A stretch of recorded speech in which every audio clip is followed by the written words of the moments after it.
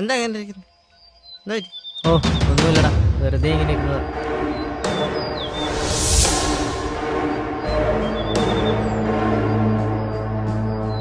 മോനെ, നമ്മുടെ ജാതിന്നൊരു പെണ്ണിനെ കെട്ടിയാലേ ഇട്ടന് മതിയാവൂ. അതിനെ നമ്മളൊക്കെ ഇവിടെ ഇല്ലാതാവണം. സ്വർണ്ണക്കനിയിലല്ലേ അവൻ കയറി പിടിച്ചത്. നിങ്ങൾക്കൊക്കെ ഇപ്പൊ എന്താ വേണ്ടേ?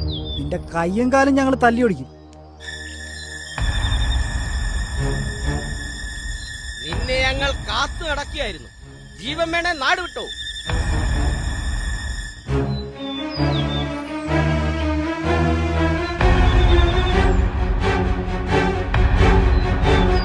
എന്തിന് നാട് വിടണം? അവൻ അവളെ പ്രേമിച്ചോണ്ടാണോ? അവന് താല്പര്യമുണ്ടെങ്കിൽ അവൻ അവളെ കെട്ടും. ഞൊട്ടും. എങ്കിലേ ഇവിടെ ചോരപ്പുഴ ഒഴുകും. എങ്കിലോ ചോരപ്പുഴ നമുക്കൊന്ന് കാണണം.